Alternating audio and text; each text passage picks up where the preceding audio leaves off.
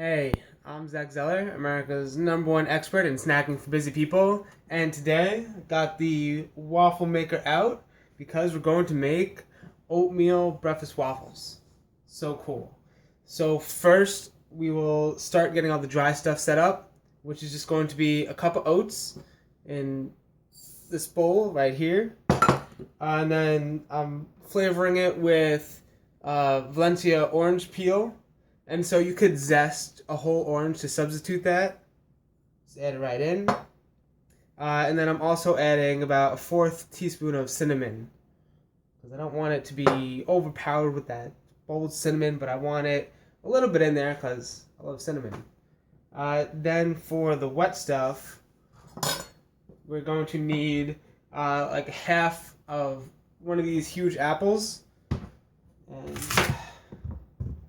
what I'm doing is, instead of actually adding in about half a cup of applesauce, I'm just going to blend up half of this big apple, or you could use a small or medium apple, right here, with a half a cup of almond milk and a half teaspoon of lemon juice, and a whole tablespoon of vanilla extract.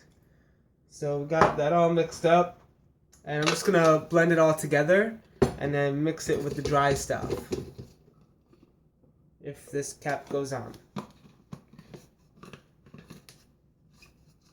Got it.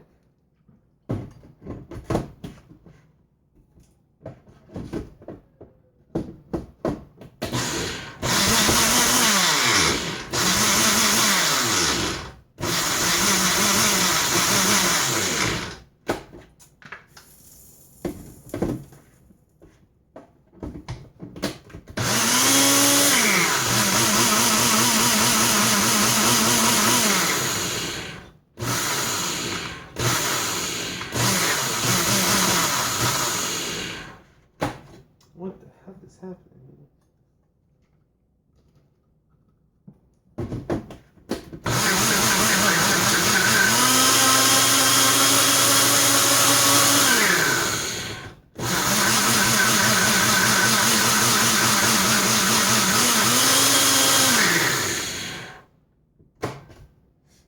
So now that we have it all blended up, I'm just gonna mix up the dry ingredients so that we don't have any pockets that are unseasoned or pockets that are way too seasoned. A nice, even, dry mix. Then we add in all these nice wet stuff and just shake it up. Mix it up. And so the oats absorb a lot of liquid, which is really great. So we have it all mixed up. And then, just to finish it off, we're going to add 2 tablespoons of chia seeds. And so with the oats absorbing the liquid and the chia seeds absorbing the liquid, it's going to be, it's going to dry up and form more of like a batter instead of being kind of soupy.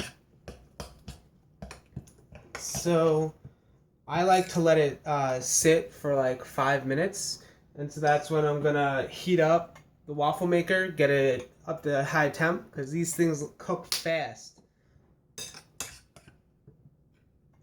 Now, typically waffles are not as healthy because they have to have more sugar and more fat, like compared to something like pancakes, because you're actually frying them.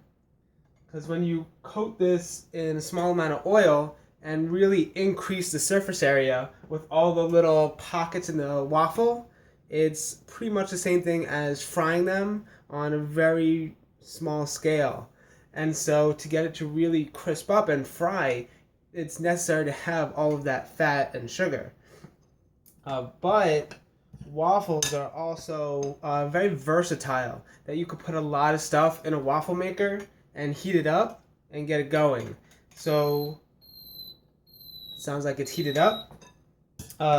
So what we're doing with this batter is basically taking a bowl of oatmeal and letting it heat up and crisp up and kind of cook inside the waffle maker. And so this makes it a lot more portable than a bowl of oatmeal because it's something substantial you could hold, you could carry it around, pack it up, and it's waffles. It just automatically tastes better when it's in that waffle shape. So now that this is all heated up and this is sat for a few minutes, I'm gonna take cooking spray. Now hold on. I know this is a big controversial topic with cooking sprays and common oils and things like that. So you definitely want to get good quality oil. That's probably not like this with the canola oil. They have coconut ones that I like to use. That the important thing for this is that it has the lecithin. And so that's basically an emulsifying agent, and what it does is it helps with the surface tension on the waffle maker.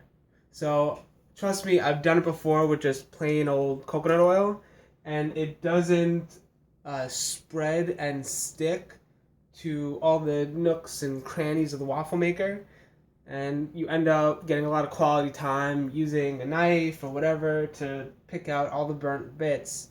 It's just not pretty. So I'm going to use the spray oil. It's really easy to just spray on, and it works so much better.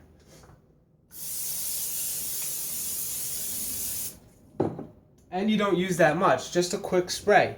It's not like you're deep frying something or adding in a bunch of oil, especially when you compare how little oil and added sugar and added salt is in this. It merits a little bit of the oil. And if adding that makes it taste better and makes it taste better and it makes you actually eat it, then that's even better, you know? Like a spoonful of sugar helps medicine go down, that kind of thing. So depending on your waffle maker, you may have to divide up the batter differently, but this makes two pretty huge waffles, so I just cut the batter in half and stick it in. So let's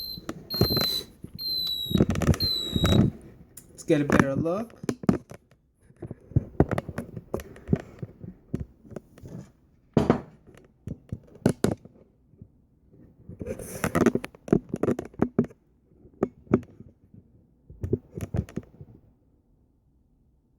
So we got the waffle maker right here, and gonna add 1/2 of the batter in.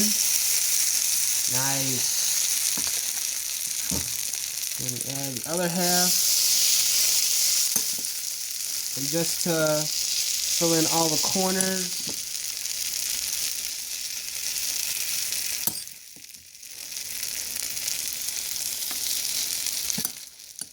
Get it all in there. And then shut it down and let it cook. Perfect. And now it's gonna steam up a lot as all the water evaporates, because we do have a lot of water in the apple, in the almond milk, all that stuff. But typically this is gonna take about 7 minutes to cook, especially if you're making big Belgian style waffles.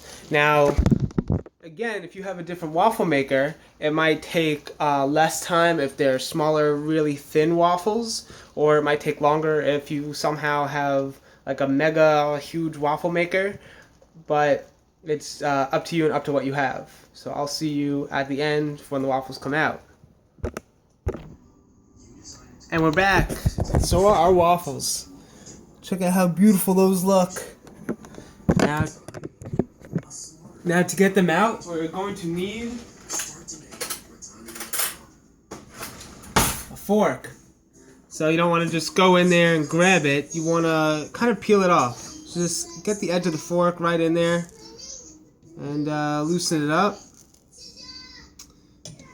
And if it's done cooking, then it'll be all nice and cooked and come up as one solid piece. Perfect. Look at that. plate it up a little bit for you. Oh, look at how beautiful that is. Nice. They look good. It smells amazing. So I'll even take a taste.